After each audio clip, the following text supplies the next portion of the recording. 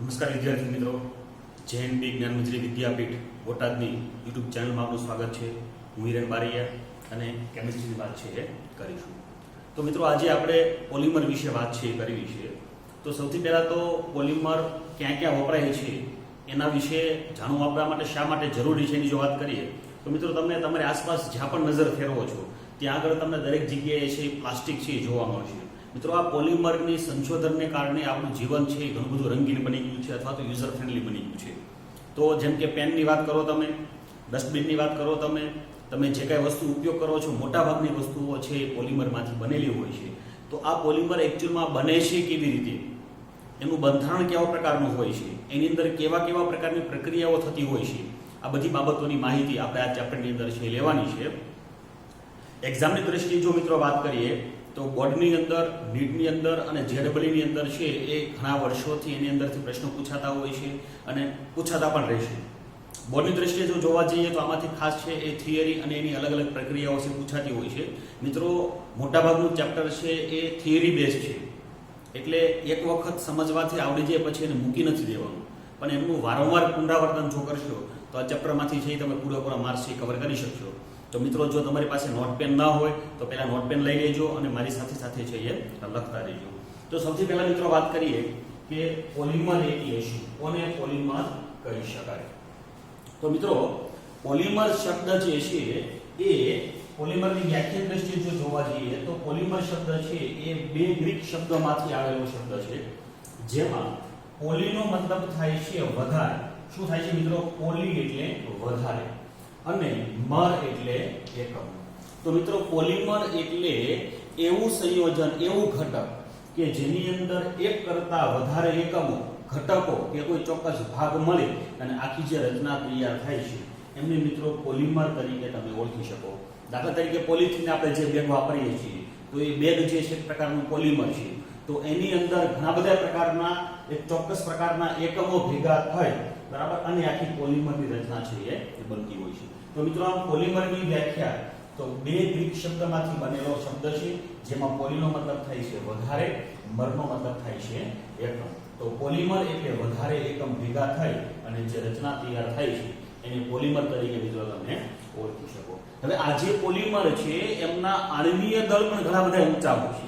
કેટલા હોય છે મિત્રો? તો કે આણ્વીય દળ એમના 10⁻³ થી લઈ અને 10⁻⁷ સુધીના આણ્વીય દળ એટોમિક માસ યુનિટ છે જોવા મળે છે. મતલબ કે પોલિમર જે છે ઘણા બધા ઊંચા આણ્વીય દળ છે એ દર્શાવતા હોય છે, ઊંચા આણ્વીય દળ છે એ ધરાવતા હોય છે. મિત્રો, એમનું જે આણ્વીય દળ જે છે એમના આધારે પણ એમાં પ્રકાર છે પડે છે. ઘણી વખત તમે છે એ LDP અને HDP શબ્દ છે સાંભળ્યો હોય છે. તો મિત્રો, જે LDP અને HDP શબ્દ જે છે એ પણ આ પોલિમરના આણ્વીય દળ જે છે એમના આધારે નક્કી થતો હોય છે. LDP એટલે શું, HDP એટલે શું, જેમની વાત આપણે આગળના લેક્ચરમાં કરવાની છે. અત્યારે અહીંયા આગળ પોલિમર એટલે જેમની અંદર ખૂબ જ ઊંચા આણ્વીય દળ છે એ મિત્રો જોવા મળતા હોય છે. કેટલા હોય છે? 10⁻³ થી લઈ અને 10⁻⁷ સુધીના આણ્વીય દળ આપણને પોલિમરની અંદર છે જોવા મળતા હોય છે.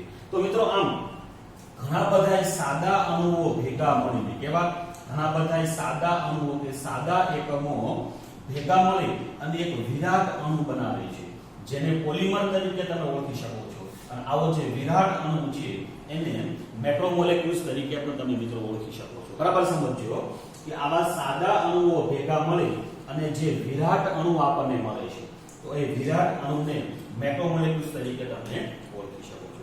હવે મિત્રો, આ પોલિમરની અંદર આવતા અમુક પ્રકારના જે શબ્દો છે જે અગત્યના છે, જેમની વ્યાખ્યાની દ્રષ્ટિએ યાદ રાખવા જરૂરી છે અને આખી પોલિમર પ્રક્રિયા જે છે એને સમજવા માટે પણ યાદ રાખવા છે એ જરૂરી બનતા હોય. એટલે એ શબ્દોને સમજીએ એમના પહેલા પ્રક્રિયાની અંદર તમે જુઓ કે મિત્રો, અહીંયા આગળ CH2 ડબલ બોન્ડ CH2 મતલબ કે આ ઇથિન છે. તો આ ઇથિનની અંદર પોલિમરાઇઝેશનની પ્રક્રિયા થઈ આપણને અહીંયા આગળ પોલિથીન નામનો પોલિમર મળે છે. તો આ પ્રક્રિયાના અનુસંધાનમાં આપણે એમના શબ્દો છે એ સમજીએ તો સૌથી પહેલા મિત્રો આપણે મોનોમર સમજવો પડે. મોનોમર એટલે શું?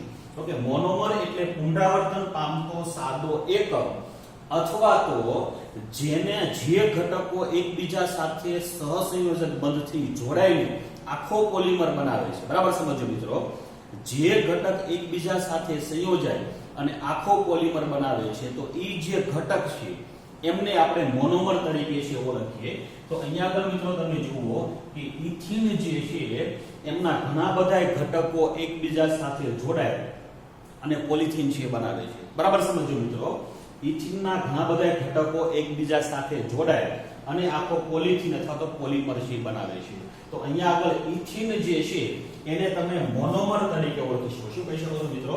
મોનોમર એટલે કે પુનરાવર્તન પામતો, કેવો પુનરાવર્તન પામતો એટલે કે જે સતત ને સતત આગળ છે આવવાનો છે એવો ભાગ, જેને તમે મોનોમર તરીકે છે એ ઓળખી શકો.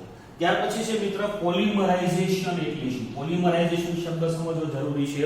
તો કે મોનોમર એકબીજા સાથે સહસંયોજક બંધથી એટલે કે કોવેલેન્ટ બોન્ડથી સહસંયોજક બંધથી જોડાય અને જે વિરાટ અણુ બનાવવાની પ્રક્રિયા છે, તો એ આખી જે પ્રક્રિયા છે એને પોલિમરાઇઝેશન પ્રક્રિયા તરીકે તમે મિત્રો ઓળખી શકો. અહીંયા તમે જુઓ કે ઇથિન જે છે એના એક કરતા વધારે એટલે કે n અણુઓ એ એકબીજા સાથે સહસંયોજક બંધથી જોડાશે અને આખો પોલિમરની રચના છે એ કરશે.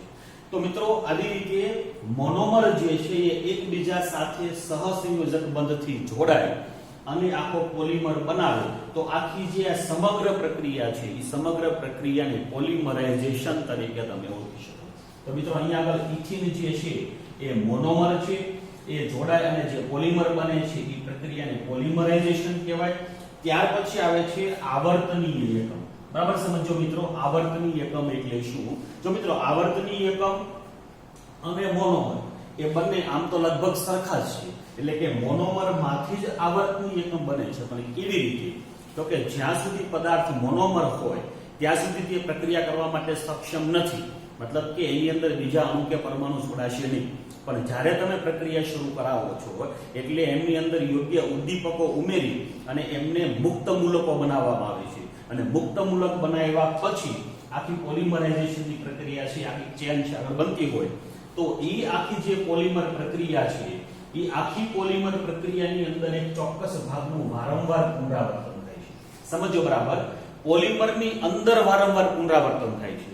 પોલિમર આખું જે પોલિમર બન્યું છે તો એમની અંદર મિત્રો એક ચોક્કસ ભાગનું વારંવાર પુનરાવર્તન થાય છે. તો આવો વારંવાર પુનરાવર્તિત પામતો ભાગ એટલે કે આવર્તનીય એકમ એટલે પોલિમરમાં પુનરાવર્તન પામતો ભાગ કે એકમ, જેને તમે શું કહી શકો છો? આવર્તનીય એકમ. આવર્તનીય એટલે કે વારંવાર પુનરાવર્તિત પામતો ભાગ. આવર્તનીય એકમ એટલે વારંવાર પુનરાવર્તિત પામતો ભાગ.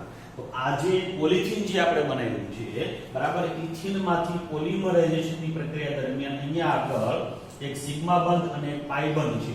એમાંથી પાઈ બંધ તૂટી સિગ્મા બંધ વધે એટલે કે અહીંયા આગળ તમે જુઓ કે આ કાર્બન સાથે બે હાઇડ્રોજન ને ડબલ બોન્ડ, આ કાર્બન સાથે બે હાઇડ્રોજન ને ડબલ બોન્ડ છે. મતલબ કે એની ચાર વેલેન્સી છે એ પૂરી થયેલી છે.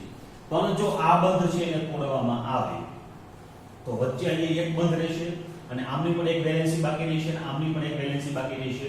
એટલે કે અહીંયા આગળ હજી કોઈ નવો ઘટક છે એ જોડાઈ શકે એમ છે. તો ત્યાં આગળ શું જોડાશે મિત્રો? તો કે ઇથિનનો બીજો અણુ જોડાશે. પછી એમની સાથે પણ એક પ્રક્રિયા થશે તો એમની અંદર પણ એમને પણ છેડે છે એવી રીતે બે છે મુક્ત મૂલક જોવા મળશે તો એની સાથે પણ બીજું ઇથિન જોડાશે અને આવી રીતે આખી સમગ્ર પ્રક્રિયા છે આગળ છે ચાલતી હોય અને આમ આપણને પોલિથીન નામનું પોલિમર છે એ મળતું હોય છે. તો અહીંયા આગળ તમે જુઓ મિત્રો કે આવા ઇથિનના n અણુઓ ભેગા થઈ અને n અણુનો આખો પોલિમર છે એ બનાવે છે. તો મિત્રો આવર્તનીય એકમ એટલે પોલિમરમાં પુનરાવર્તન પામતો જે ભાગ છે બરાબર, તો એમને આવર્તનીય એકમ તરીકે તમે ઓળખી શકો.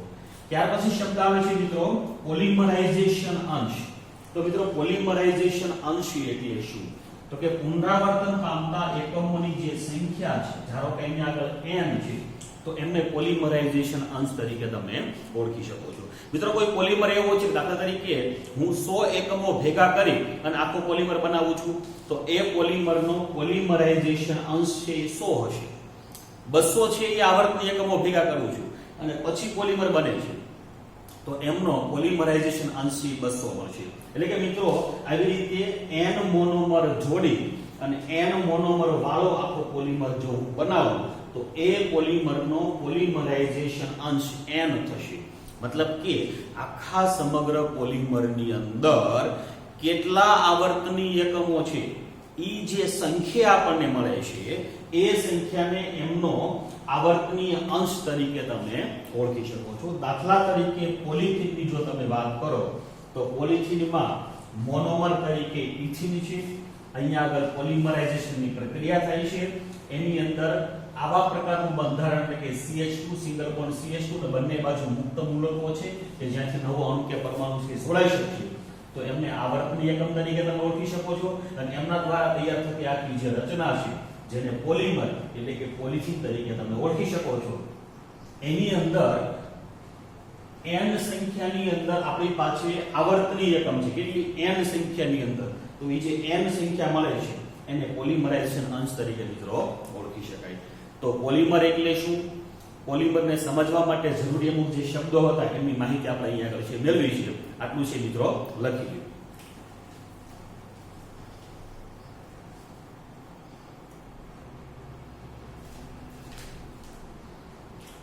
ત્યાર પછી મિત્રો આગળ વાત કરીએ.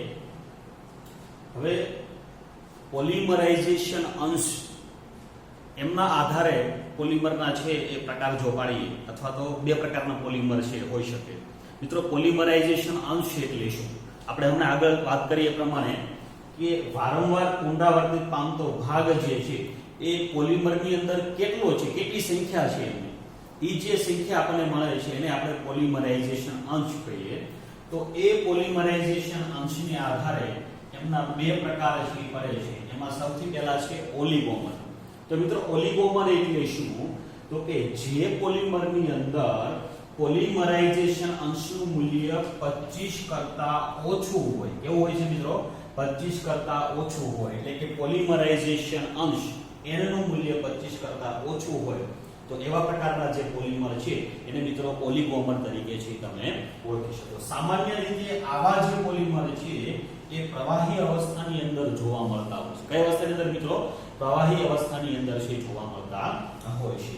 દાખલા તરીકે ફેવિકોલ જેવા એડહેસિવ નો મતલબ થાય છે ચીકણા, આમ ચોટી જેવા પ્રકારના જે પદાર્થો હોય એને એડહેસિવ તરીકે તમે ઓળખી શકો. તો ફેવિકોલ જેવા એડહેસિવ, પેઇન્ટ ઉદ્યોગની અંદર વપરાતા જે પ્રવાહી છે, તો આ બધા પ્રકારના જે પોલિમર છે એને ઓલિગોમર પ્રકારના પોલિમર તરીકે તમે ઓળખી શકો કે જેમનો આવર્તનીય અંશ જે છે એ 25 કરતા ઓછો હોય છે, અથવા તો પોલિમરાઇઝેશન અંશ જે છે એ 25 કરતા ઓછો હોય છે.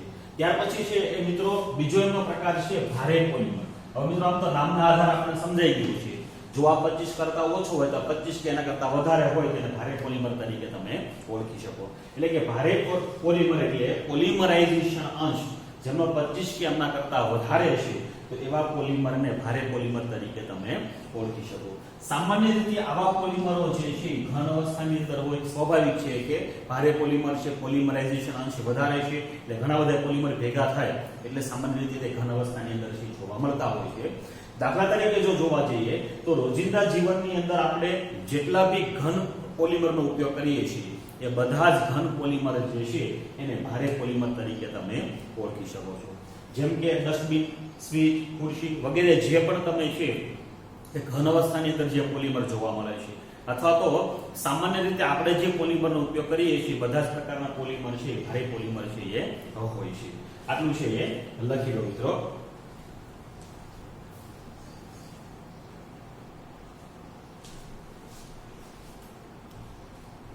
વિદ્યાર્થી મિત્રો, ત્યાર પછી આગળ વાત કરીએ પોલિમર પદાર્થોનું વર્ગીકરણ.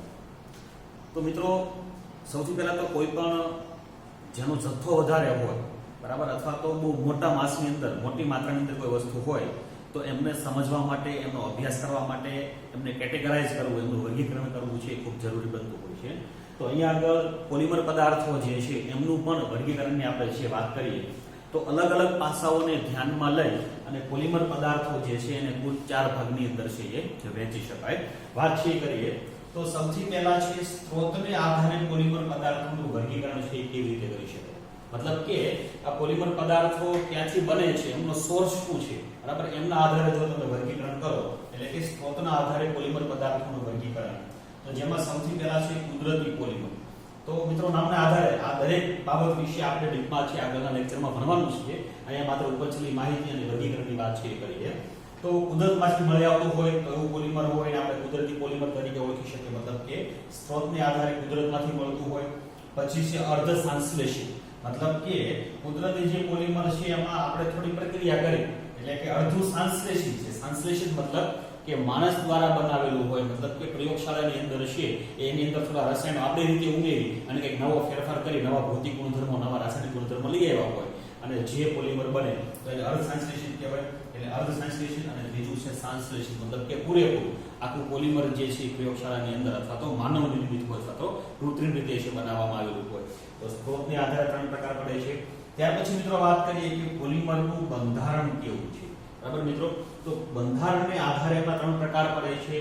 રેખીય બંધારણ સમજી શકીએ મિત્રો કે પોલિમર જે છે એમના મોનોમર અથવા તો આવર્તની એકમો જે છે આખી સરળ અને સીધી શૃંખલામાં જો જોડાયેલા હોય એવા પ્રકારના જે પોલિમર છે એને રેખીય પોલિમર તરીકે તમે ઓળખી શકો. શાખીય પોલિમર એટલે સરળ આખી શૃંખલા જે છે બરાબર એની અંદર ઉપર નીચે અથવા તો આડી અવળી કંઈક રેખાઓ છે જોવા મળે, બ્રાન્ચ છે જોવા મળે, તો એવા પ્રકારના જે પોલિમર છે એ શાખીય પોલિમર તરીકે તમે ઓળખી શકો. મિશ્ર બંધિત પોલિમર ત્રીજો પ્રકાર છે, મતલબ કે આ બે જોવા મળે, રેખી પણ હોય અને શાખીય પણ હોય, એટલે સીધી રેખાય હોય અને વચ્ચે પાસે જોડાયેલા પણ હોય, એટલે આખી જાળી જેવી રચના તૈયાર થાય, જાળીદાર રચના, પૂતળા જેવી રચના તૈયાર થાય. એને શું કહેવાય? મિશ્ર બંધિત પોલિમર. અને મિત્રો ખાસ યાદ રાખજો, મિશ્ર બંધિત પોલિમર જે છે એ સૌથી વધારે સ્ટ્રોંગ હોય. મિશ્ર બંધિત પોલિમર છે એ સૌથી વધારે સ્ટ્રોંગ હોય. ત્યાર પછી બીજો પ્રકાર છે પોલિમરાઇઝેશન પ્રક્રિયાને આધારે. આગળ આપણે વાત કરી મિત્રો કે પોલિમરાઇઝેશન એટલે શું, પોલિમરાઇઝેશન પ્રક્રિયા એટલે શું, તો કે અસંખ્ય મોનોમર અણુઓ જોડાય એનાથી પોલિમર બનાવવાની જે આખી સમગ્ર પ્રક્રિયા છે એને આપણે પોલિમરાઇઝેશન પ્રક્રિયા છે એ કહી શકીએ.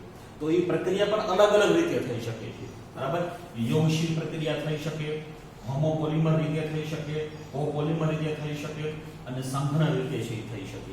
યોગશીલ એટલે જેમાં મોનોમર છે સામાન્ય સીધી સાદી રીતે છે જોડાઈ જતા હોય, જેની અંદર કોઈ એક જ પ્રકારનો મોનોમર વપરાતો હોય ત્યારે છે યોગશીલ વપરાય.